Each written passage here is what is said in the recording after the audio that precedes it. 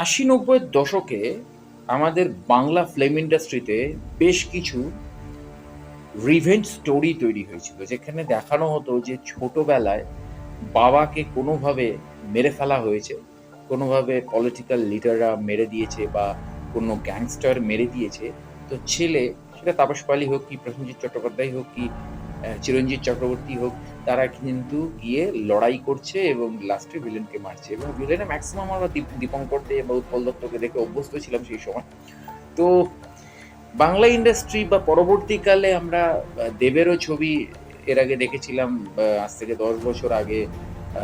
তার যে সিনেমাগুলো ছিল, সেই ম্যাক্সিমাম সিনেমাগুলোতেও কিন্তু সেই রিভেঞ্জ ড্রামা ছিল। কিন্তু অদ্ভুতভাবে কেন এই প্রসঙ্গটা উঠলো, কারণ রায়ান কিন্তু সেই সেম গল্প। মানে 10 বছর যখন আপনার বয়স, তখন হঠাৎই মানে একটি ছেলে তার 2 ভাই বোনকে নিয়ে তার সংসার, হঠাৎই 10 বছর যার যখন তার বয়স, সেই সময় একদিন তার বাবা মা কোথাও একটা যাওয়ার জন্য বাড়ি থেকে বেরোচ্ছে আর ফিরছে না। তো এক্স্যাক্টলি এখান থেকে গল্প শুরু হচ্ছে, এবং রায়ান ধনুষের 50th ফিল্ম। আমরা জানি যে ধনুষ এবং বিজয় সেতুপতি দুজনেই তাদের 50তম ছবি নিয়ে এবছর এসেছিল, এবং দুজনেরই মানে সময় উত্থানের সময়টা প্রায় একই। এবং এটা নিয়ে পরে আমি আসছি, কারণ বিজয় সেতুপতি এবং ধনুষের দুজনেরই উত্থানের সময় একসাথেই হয়েছিল, এবং সেই জায়গা থেকে দাঁড়িয়ে দুজনেরই 50th ফিল্ম পরপর 2 মাসে রিলিজ দিল। এইটা একটা একটা খুব ভালো বিষয়, খুব ভালো লাগছে।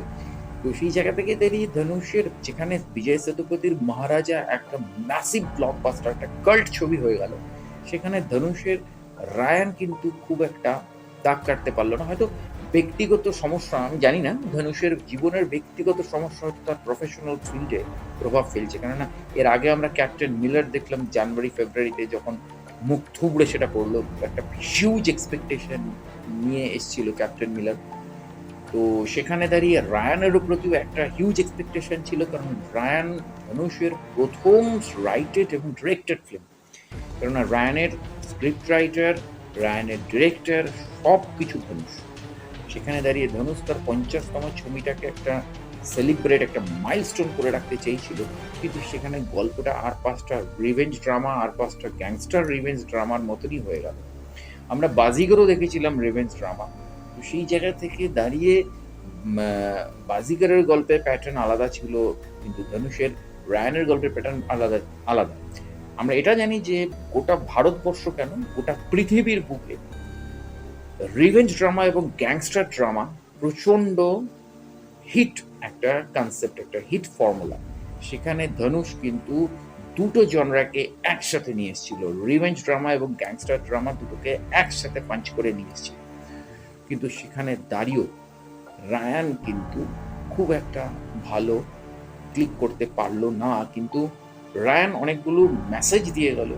ধনুষের কেরিয়ারের যে এটা সেরা ছবি তা নয়, ধনুষ এর আগেও অনেক কেরিয়ারে সেরা ছবি দিয়ে এসছে।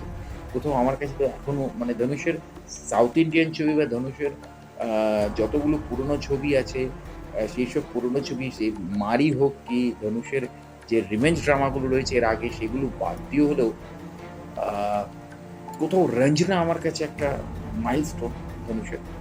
তো সেই জায়গা থেকে দাঁড়িয়ে রায়ান ধনুষের যে জীবনের সেরা ছবি বা কেরিয়ারের অন্যতম সেরা ছবি, এটা বলা যায় না। এটা ধনুষের অন্যতম একটা সিনেমা। তো এক্স্যাক্টলি সেই জায়গা থেকে দাঁড়িয়ে আমি আউট অফ 10 ধনুষের রায়ানকে 5.5 দেব। কারণ ধনুষের অ্যাজ এ ডিরেক্টর প্রথম প্রয়াস এবং অ্যাকশনগুলো খুব পারফেক্টলি ম্যাচ করিয়েছে এবং খুব ভালো পারফর্ম করেছে। সেই জায়গা থেকে দাঁড়িয়ে ধনুষের ছবি হিসেবে একবার দেখাই যায়। তো অবশ্যই দেখা হচ্ছে পরের ভিডিওতে। চ্যানেলটি সাবস্ক্রাইব করে বেল আইকনের অল নোটিফিকেশন অন করে জুড়ে থাকুন। নমস্কার।